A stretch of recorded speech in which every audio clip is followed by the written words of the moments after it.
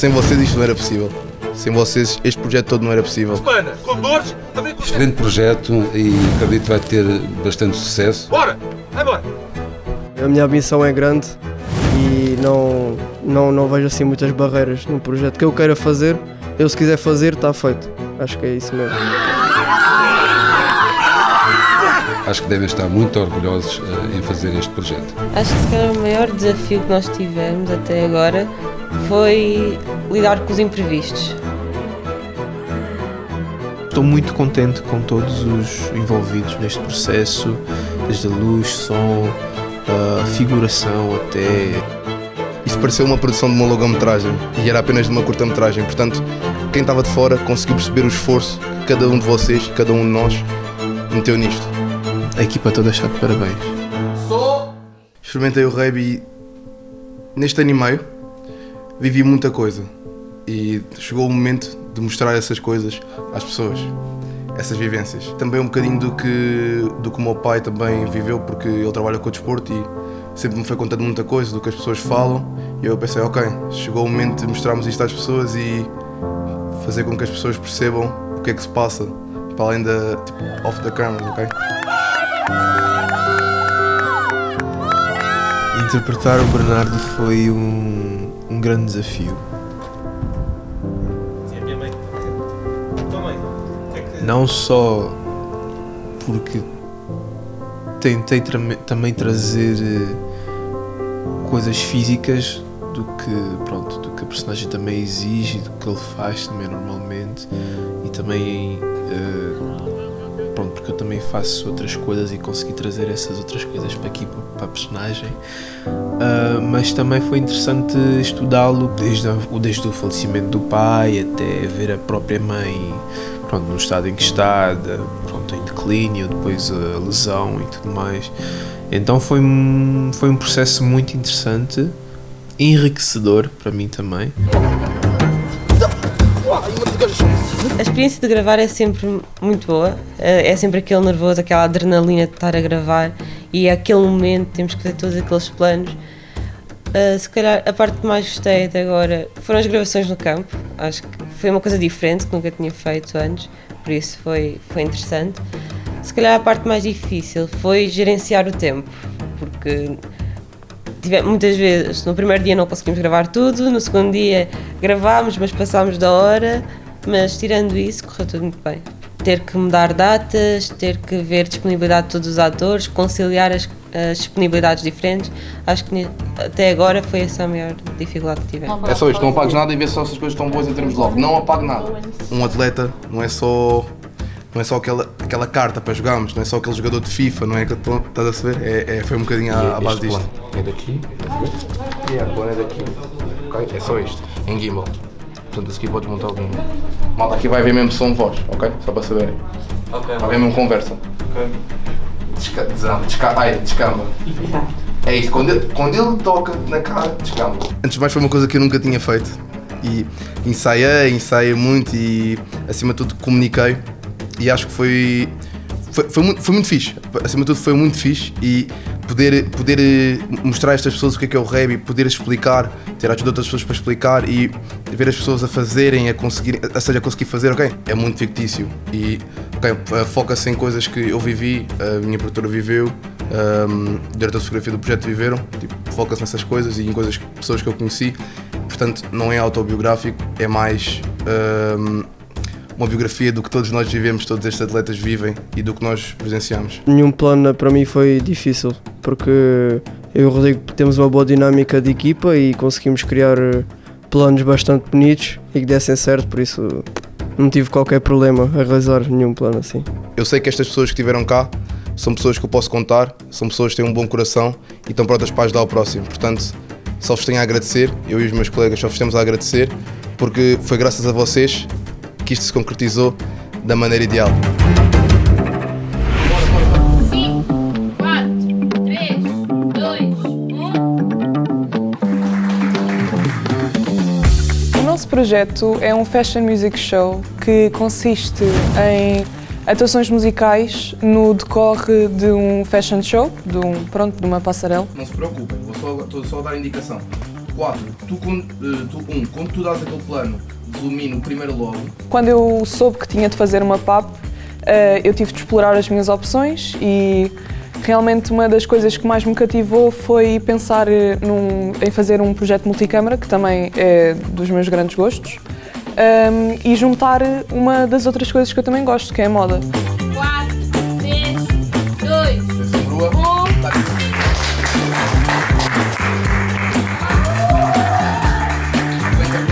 Hoje estamos na companhia de 2 designers no artista. No final, nós tivemos de mudar algumas coisas para incluir mais conteúdo e termos mais material pronto, para utilizarmos nas gravações também. E tornar também o programa só overall mais interessante. Médio, médio. Isso é, ok. É que tu vais sair de um plano geral, não saias de um geral para um graduar. Realmente não foi assim tão difícil, porque o nosso tema é a moda contemporânea e a moda contemporânea é a moda de hoje em dia e hoje em dia as pessoas gostam muito de falar e então como gostam muito de falar também gostam de apresentar as suas ideias aos outros e apresentar os conceitos e realmente há muito que estudar sobre a moda, mas não é um tópico assim tão difícil de perceber. 3 no ar. Parar-me deles. Boa, 3 aguenta, não se importa. Até a mente, vai para a mente.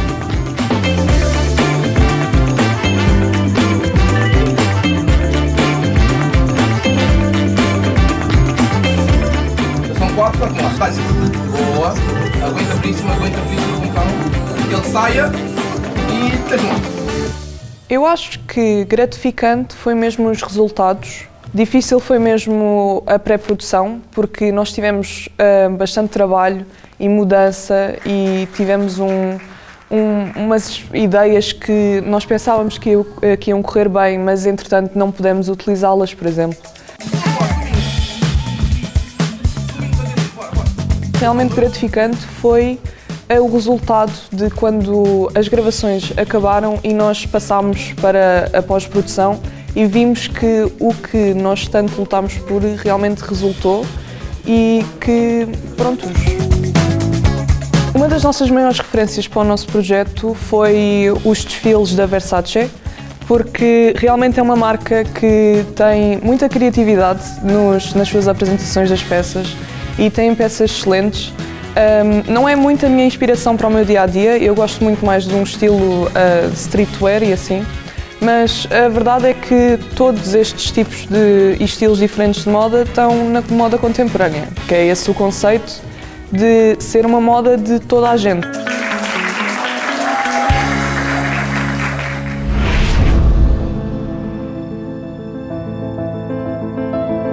Então, o meu projeto é sobre um microdocumentário sobre eu a escalar, a minha carreira de escalada, desde dos meus começos até agora. E durante o projeto há um boulder, há um desafio que eu tenho como projeto para fazer e que, enquanto estou a falar sobre a minha carreira, falo também sobre um dos meus longos projetos que eu estou a tentar fazer.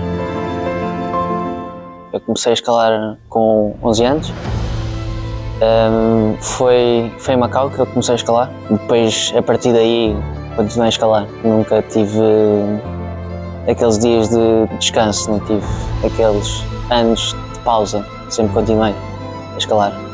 E, portanto, eu como tinha parado de jogar futebol nessa altura, por causa dos testes, eu tinha mais notas nos testes, portanto os meus pais tiraram o futebol.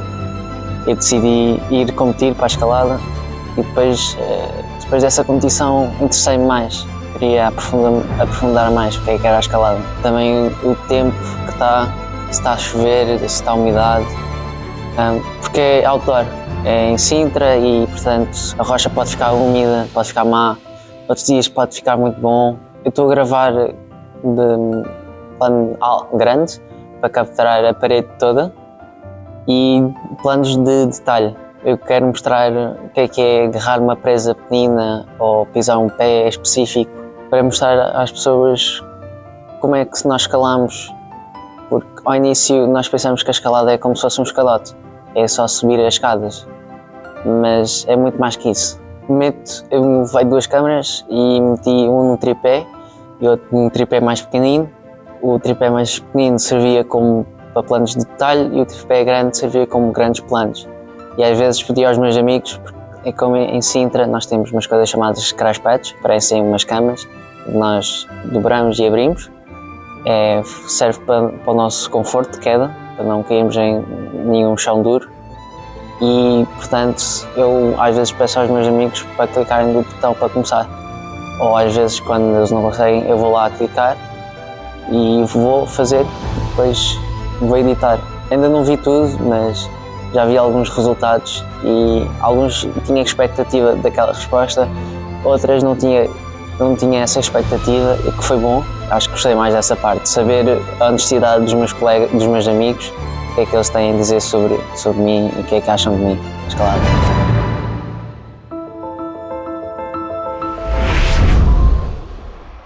O meu projeto chama-se O Cão Não Julga e é um documentário.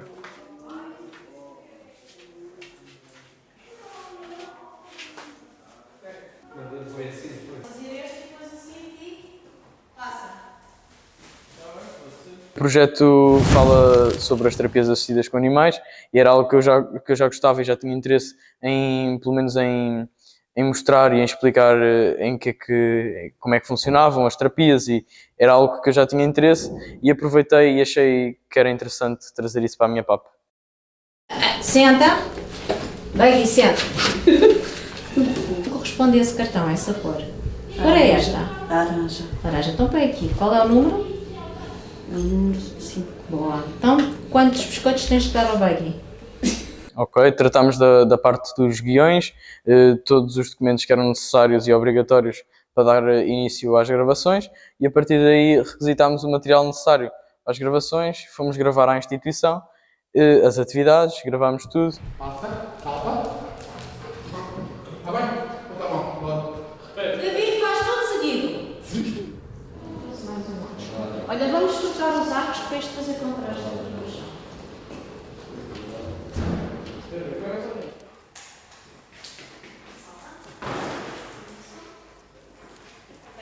Um arco branco? Não.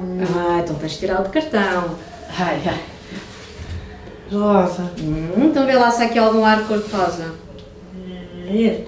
É o mais parecido, pode ser. Podemos aceitar o roxo, que não há nada. Então vamos pôr aonde? Aqui no pescoço. Muito bem. Então o Buggy merece um prémio, não merece? Sim. Então dê lá um biscoitinho cada uma. Karina, anda cá. Vais ficar assim, vais dar a bola ao teu colega, tirar a bola rapidamente.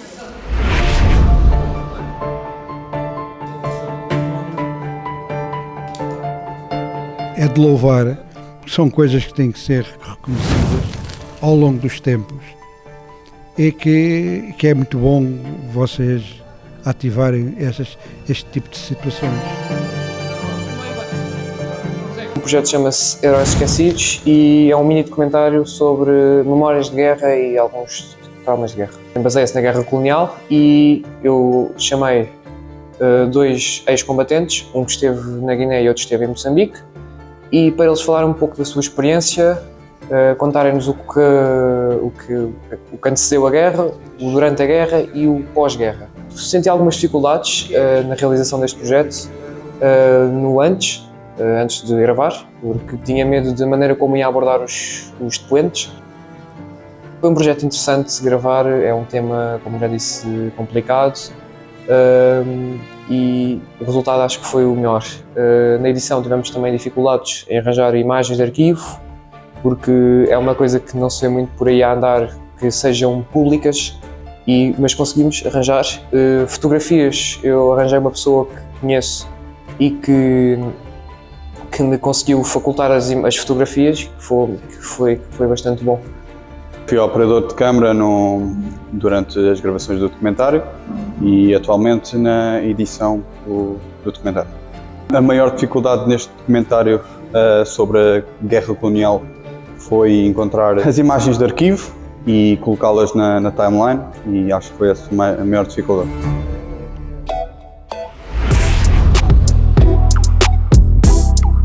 O Último Verso é uma curta-metragem que fala sobre o ser humano temer a morte. Muitas pessoas têm aquele medo do que pode acontecer depois da morte, e isso vem ao caso de perdas que nós temos na vida.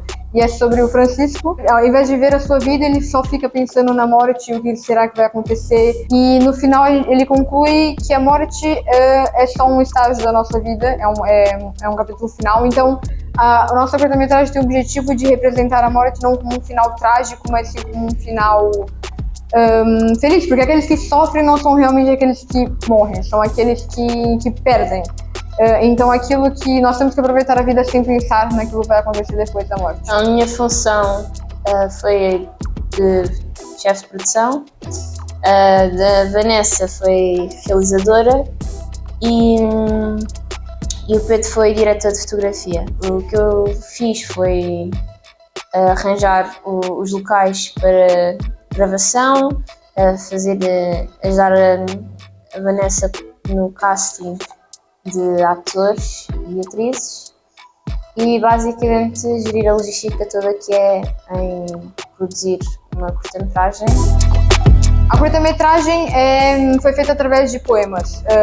Cada fase da vida de Francisco é definida, narrada por ele mesmo através de poemas.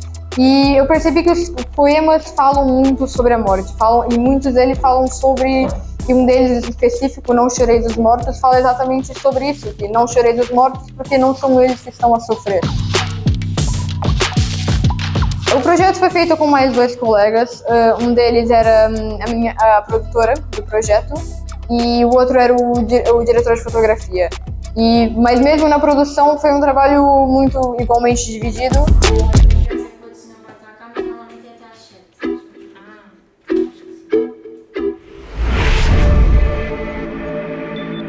O meu projeto Vermelho Rubro é uma curta-metragem que usa de inspiração filmes de terror slasher, que eu tento trazer um pouco a visão do assassino, não trazendo forma de herói ou vilão, mas sim um anti-herói. Eu sempre fui muito apaixonado por filmes de terror, tanto que desde pequeno minha mãe me proibia de ver alguns filmes de terror e eu sempre arranjava alguma forma de ver.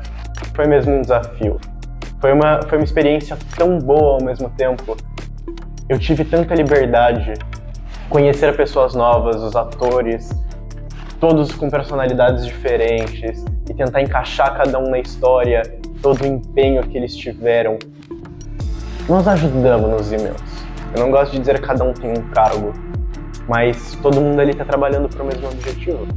Eu acho que uma das maiores dificuldades que a gente teve foi conseguir conciliar todos os horários com os atores. Nós não tínhamos um projeto muito simples. Nós temos cenas que temos mais de 10 pessoas em cena. Como somos todos estudantes, achar horários que todos se encaixassem era muito difícil. Era mesmo muito difícil.